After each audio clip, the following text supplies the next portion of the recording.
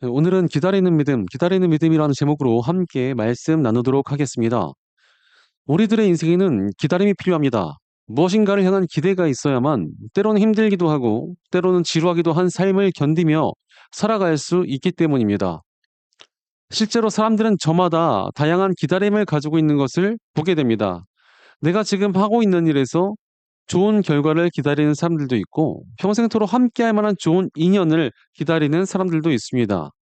어려운 시간을 겪는 사람들은 지금의 시간이 어서 지나가길 바라기도 합니다. 심지어는 로또 당첨이라는 허황된 소망을 품고 기다리는 사람들도 종종 있습니다. 이런 다양한 기다림과 기대감은 삶을 살아가는 원동력이 됩니다. 지루한 인생을 버티고 힘든 삶을 이겨내게 하는 힘이 된다는 것입니다. 다만 문제가 있습니다.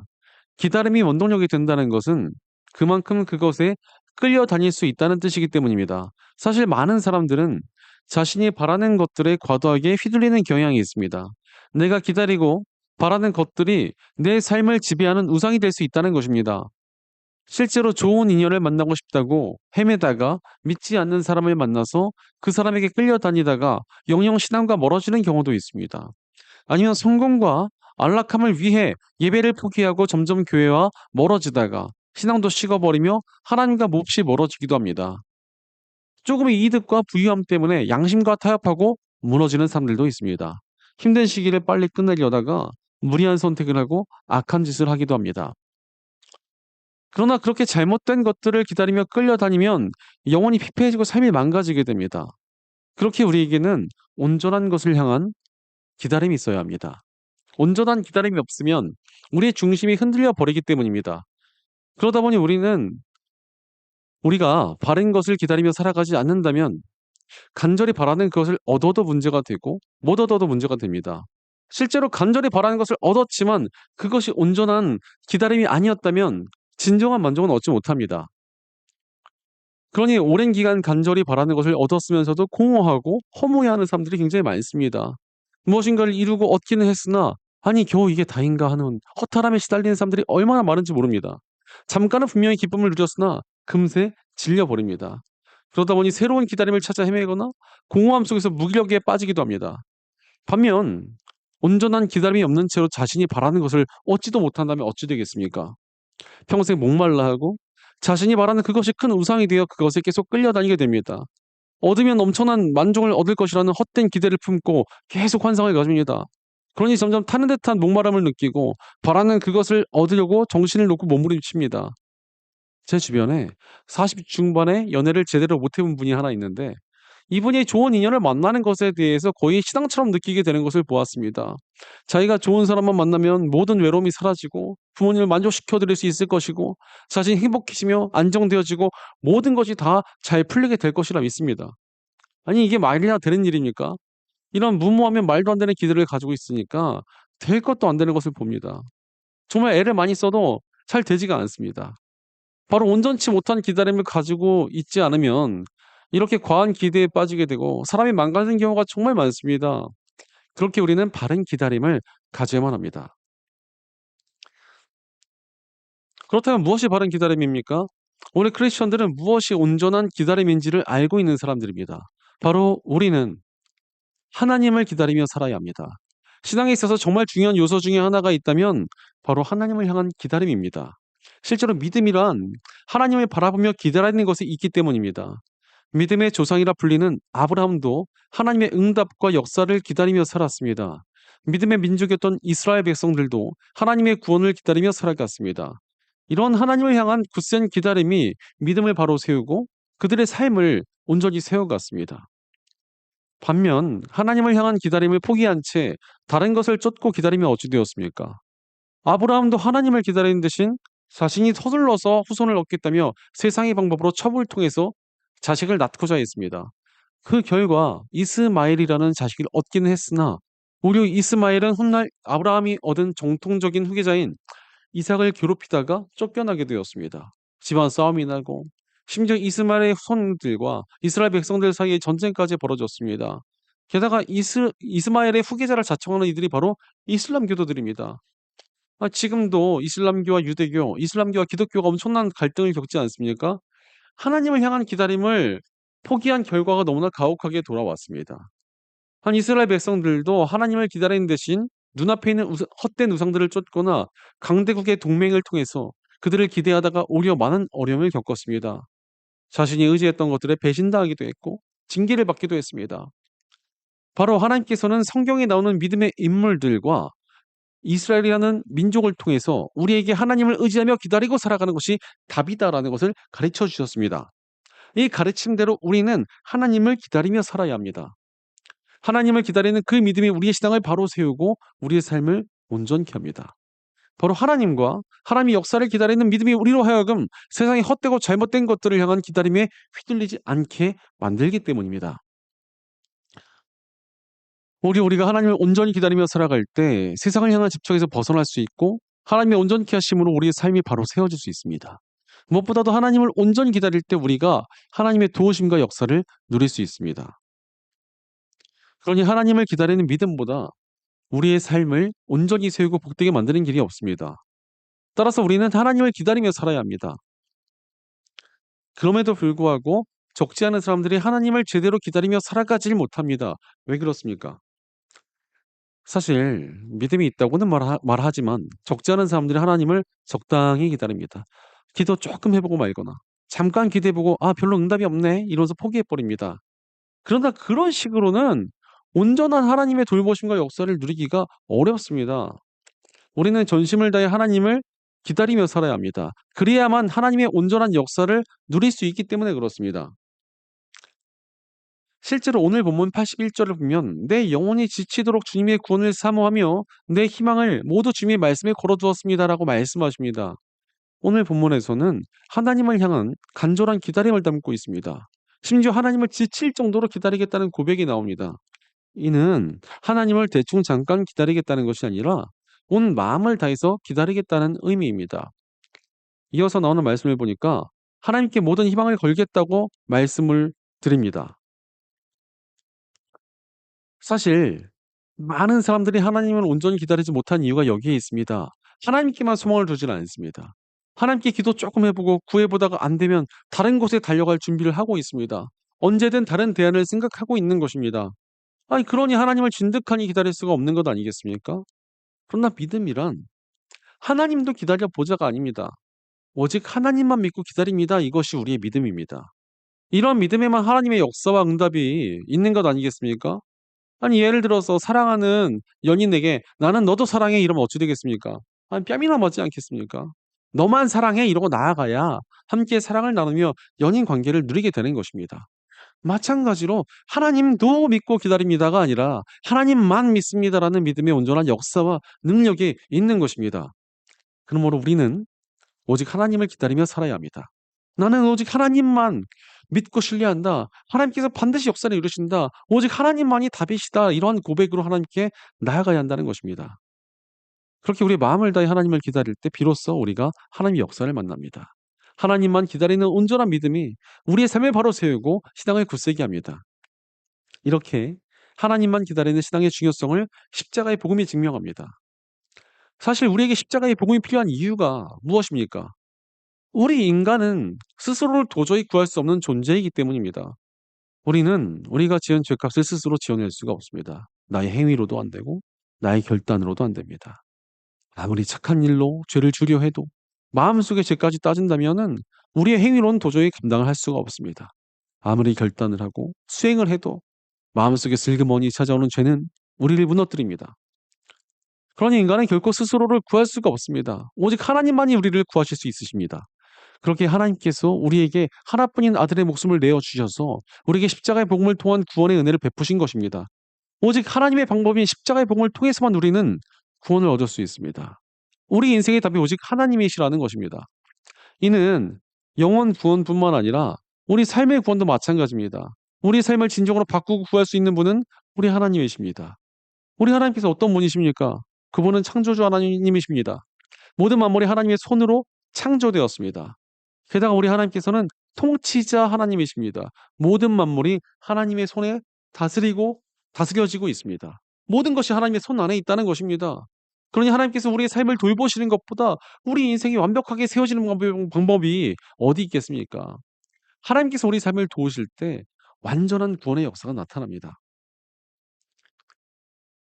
그러므로 우리는 하나님을 기다리며 살아야 합니다. 게다가 우리 존재 자체가 애초부터 하나님과 함께하도록 지어졌습니다. 하나님께서 인간을 창조하실 때 숨을 불어넣어 주셨습니다. 그런데 이 숨은 단순한 호흡이 아닙니다. 여기서 숨이라고 쓰인 루아흐는, 이 루아흐란 단어는 호흡뿐만 아니라 영을 뜻하기도 합니다. 특히 구약 성경에서 나타나는 성령님을 하나님의 영이라고 표현하는데 이때 루아흐라는 단어가 쓰였습니다. 즉 처음부터 인간은 하나님과 함께하도록 창조된 존재입니다. 그러나 우리가 죄를 지음으로써 하나님의 영이 우리를 떠나셨습니다. 그렇지만 여전히 하나님의 빈자리가 남아 있었습니다. 그렇게 우리가 다른 무엇으로 우리의 영혼을 채우려 해도 채워지지 않습니다. 모든 만물보다 크신 하나님의 자리를 감히 다른 것으로 채우려 해도 채워질 수가 없는 것입니다. 그러니 다른 모든 것들을 향한 기다림은 결국 우리를 공허하게 할 뿐입니다. 오직 하나님을 향한 기다림을 통해 하나님의 충만하신 임재를 맛볼 때만 우리 마음이 진정한 만족과 평안을 누리게 됩니다. 그러므로 우리는 하나님을 기다리며 살아야 합니다. 오직 하나님을 기다리며 살아가는 것이 우리의 삶의 답입니다. 실제로 예수님께서 이 땅에 오셨을 때 우리에게 하나님을 향한 기다림을 갖게 하셨습니다. 다른 헛된 것이 아니라 오직 하나님을 기다리며 사는 것이 답이라는 것을 깨우치게 하시고 하나님으로 향하게 하시는 사역을 하셨습니다. 예수님께서 처음 오실 때부터 그렇게 그러하셨습니다. 사실 예수님께서 오시기 전부터 하나님의 역사를 기다리던 사람들이 있었습니다. 그들은 로마의 압제 속에서 하나님의 구원과 하나님께서 보내주실 구원자를 기다렸습니다. 바로 시므온과 안나 두 사람은 경건하게 하나님의 역사와 하나님께서 보내실 구원자를 기다리던 사람들이었습니다. 그들은 놀랍게도 어린 아기 예수님의 탄생을 알게 되고 나이가 많이 들었던 그들이 세상을 떠나기 전에 아기 예수님을 만나며 하나님을 향한 기다림의 응답을 받게 되었습니다. 하나님을 향한 간절한 기다림에 응답이 있다는 것을 예수님의 탄생을 통해 보여주셨습니다. 실제로 성경에 이렇게 하나님을 간절히 기다리며 살자 하나님의 도우심과 응답을 받은 사람들이 참 많이 나옵니다. 대표적으로 엘리야는 우상 숭배자들이 권력을 얻고 이 우상의 제사장들이 권세를 얻어 이스라엘 망가뜨리던 타락한 시대를 살아가던 선지자였습니다. 그러나 엘리야는 여전히 하나님과 하나님의 역사를 애타게 기다렸습니다. 수많은 사람들이 우상의 무릎을 꿇고 하나님을 배신하여도 그는 결코 하나님을 향한 기다림을 포기하지 않았습니다. 그러자 무슨 일이 일어났습니까? 그의 삶을 통해 하나님의 놀라운 역사가 일어났습니다. 무려 우상 숭배자 850명과의 대결이 벌어졌고 하나님께서는 엘리야 한 사람을 통하여 하늘에서 불을 내리게 하시며 승리를 주십니다.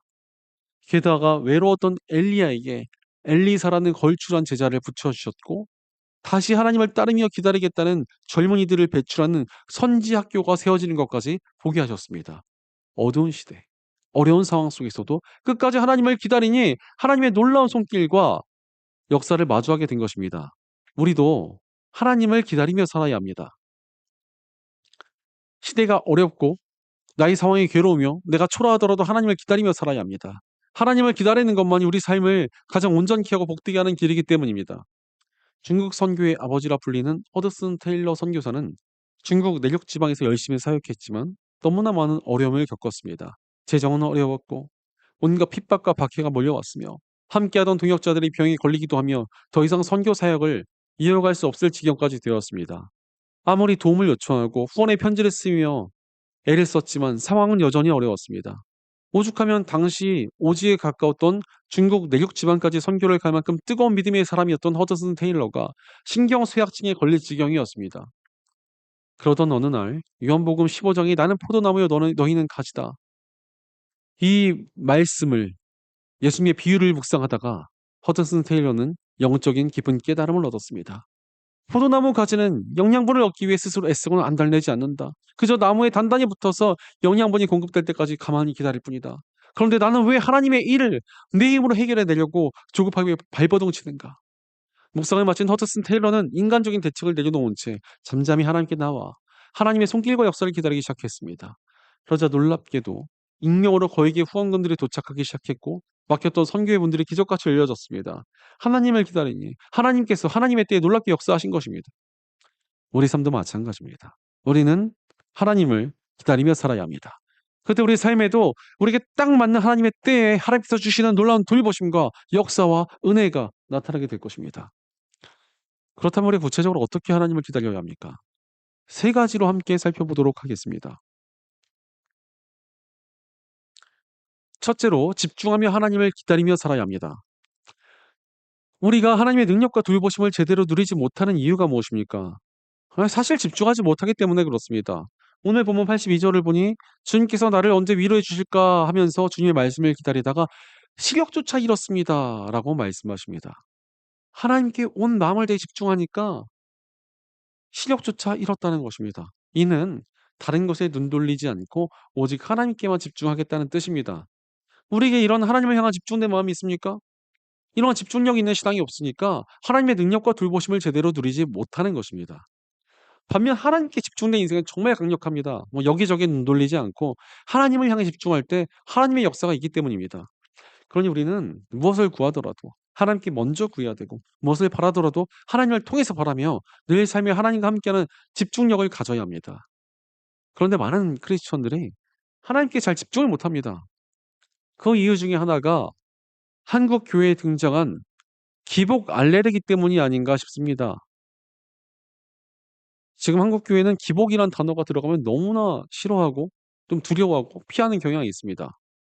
물론 이전 세대에 과도하게 하나님께 물질적인 복을 구하긴 했습니다. 심지어 남의 집이나 남의 외제차에다 대놓고 막 예수 이름으로 명하는 이것은 내 것이다 같은 짓거리는 정말 영 틀려 먹었다고 생각을 합니다. 그러다 보니까 아예 세상적인 것은 구하지 말고 오직 하나님 나라와 영광만을 구하고 그 이외에는 다 기복이다 이렇게 말씀하신 분들이 꽤 많은 것 같습니다. 하지만 우리는 이 땅에서 살아가고 있고 필요와 바라는 것이 있을 수밖에 없습니다. 그런데 하나님 나라와 영광만을 구하라고 하니까 정말 많은 사람들이 신앙과 삶이 분리가 됩니다. 신앙인 모드일 때는 하나님의 나라와 영광만을 구하고 그래서 이제 삶으로 돌아와서 내 필요와 바라는 것들은 내가 알아서 다른 데 가서 기웃거리는 것입니다. 그 결과 오히려 하나님을 향한 집중력이 깨지는 것입니다. 이게 맞습니까? 물론 우리가 하나님 나라와 영광만 구하며 살아가는 것이 이상적인 목표가 맞습니다. 하지만 무조건 거기에만 머물려고 하는 것은 삶을 정말 제대로 살아보지 않은 배부른 소리입니다. 우리가 사는 인생에서 얼마나 복이 많이 필요한지 모릅니다.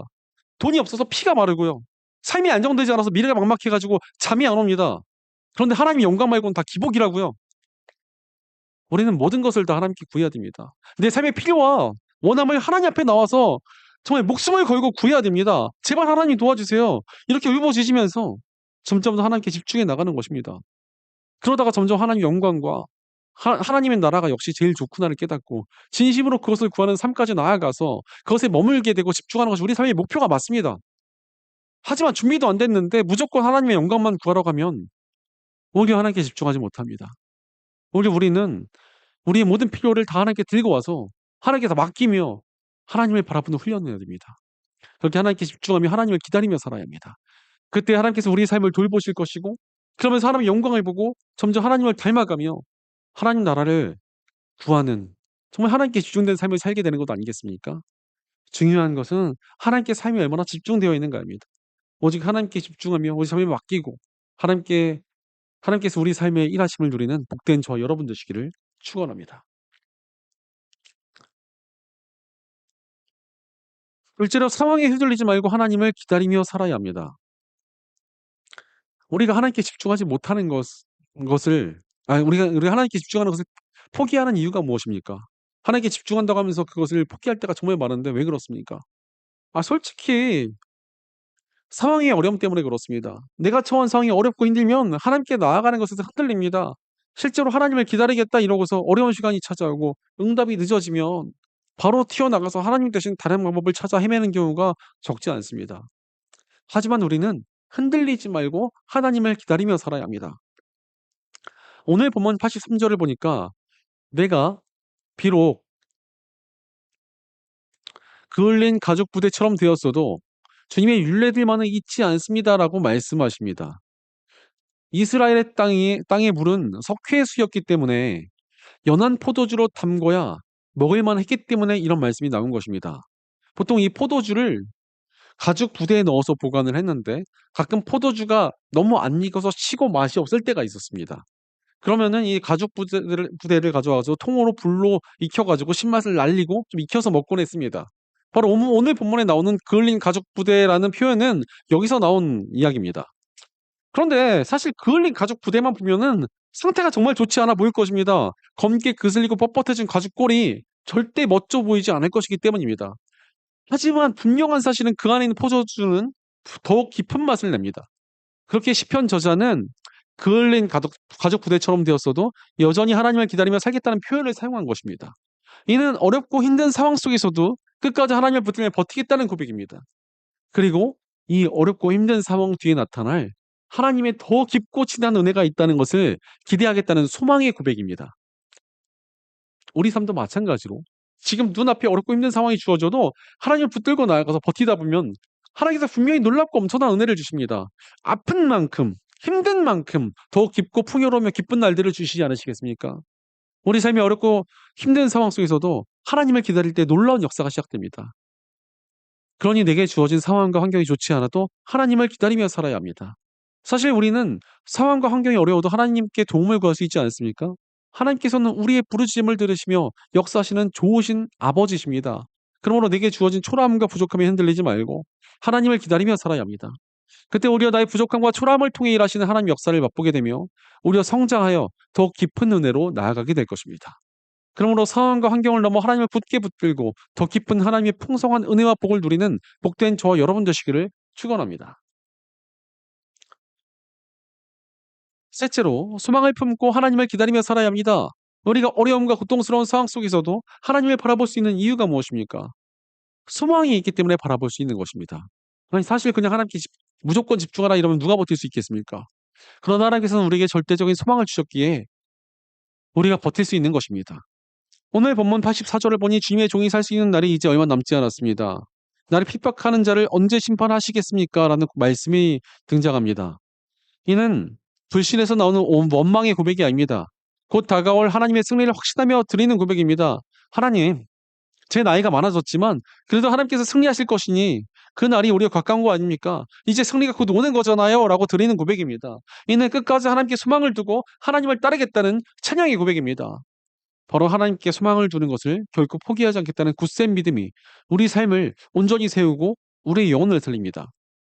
사실 한국 교회가 믿음을 지키며 살아남은 것은 소망을 포기하지 않았기 때문이었습니다. 일제감정기라는 지독한 핍박의 시기를 지내면서도 크리스천들은 끝까지 소망을 품었습니다. 수많은 목회자들과 믿음의 사람들이 고문을 당하고 죽임당했지만 소망을 잃지 않았습니다. 오히려 어둠이 짙을수록 새벽이 가까이 오며 성경에 나오는 모든 악한 나라가 망했듯 악한 일제도 멸망할 날이 온다며 끝까지 소망으로 버텼습니다. 그러니 끝내 버텨내고 승리하며 부흥의 때를 맞이하지 않았습니까? 우리도 마찬가지입니다. 끝까지 하나님께 소망을 품으며 하나님을 기다리며 살아야 합니다. 그때 우리 삶에도 반드시 승리의 역사가 임하게 될 것입니다. 이미 하나님께서는 우리에게 수많은 소망을 약속하셨습니다. 성경 가운데 하나님을 끝까지 기다리는 이들의 승리를 기록해 주셨고 이 땅에 오신 예수님을 통해 하나님 나라라는 영원히 변치 않는 소망과 최후 승리를 약속해 주셨습니다. 끝까지 소망을 품을 이유가 있다는 것을 확실히 보여주신 것입니다. 그러므로 우리는 끝까지 소망을 품고 하나님을 기다리며 살아야 합니다. 어떤 상황이 닥쳐도 기억해야 할 것은 우리 하나님께서 전능하시며 선하시다는 사실입니다. 그러니까 두렵고 불안하고 떨리더라도 고백하시기 바랍니다. 우리 하나님은 전능하시다, 선하시다 계속 고백하다 보면 전능하시며 선하신 하나님의 돌보시는 손길로 인하여 소망을 품게 되고 우리 안에 평안이 찾아옵니다. 하나님께서 나를 사랑하신다, 하나님께서 나를 사랑하고 계신다 이렇게 고백하다 보면은 점점 담대해지기가 합니다. 나를 사랑하시는 하나님 덕분에 용기를 얻고 버티며 나아갈 수 있게 되기 때문입니다. 그러므로 우리는 끝까지 전능하시며 선하신 또 우리를 사랑하시는 하나님을 바라보며 소망을 품고 하나님을 기다리며 살아야 합니다. 하나님을 향한 소망으로 평안과 용기를 얻어 그로 말미암아 하나님의 때까지 버티어 하나님의 풍성한 복과 은혜를 누리게 되는 복된 저와 여러분 되시기를 축원합니다. 사랑하는 여러분, 하나님을 향한 기다림을 품고 살아오고 계십니까? 우리는 다른 무엇이 아니라 하나님을 기다리며 살아야 합니다. 이렇게 하나님을 기다리는 것이 바로 우리의 믿음입니다. 하나님을 기다리는 믿음이 반드시 우리의 삶을 바로 세웁니다. 남아공의 신학자 앤드류 머레이는 하나님을 기다리는 것은 인간이 행할 수 있는 가장 고귀한 신앙의 형태이며 하나님의 가장 큰 축복을 담는 그릇이다라고 말했습니다.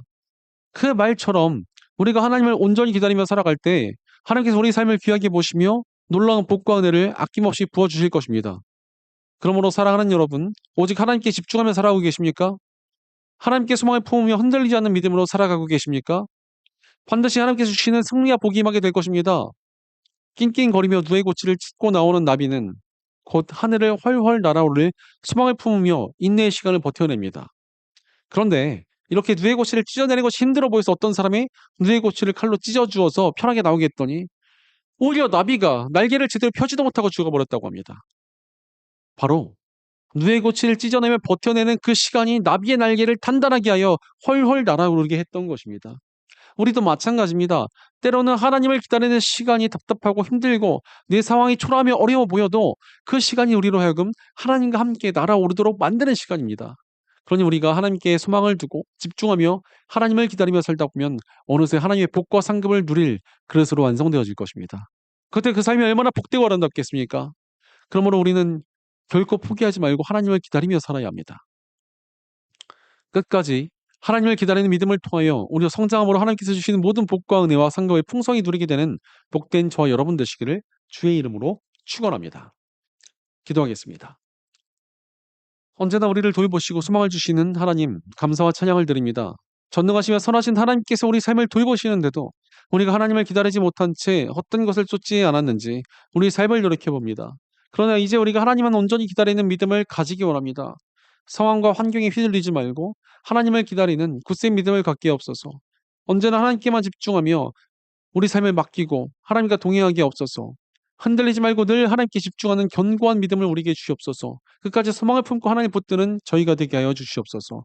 우리 공동체 가운데도 함께해 주셔서 저희가 흔들리지 않고 함께 하나님을 기다리며 하나님 안에서 온전한 믿음으로 서는 소망의 공동체가 되게 하여 주시옵소서. 늘 우리와 함께 하시며 소망이 되어 주시는 우리 주 예수님의 이름으로 기도드리옵나이다. 아멘.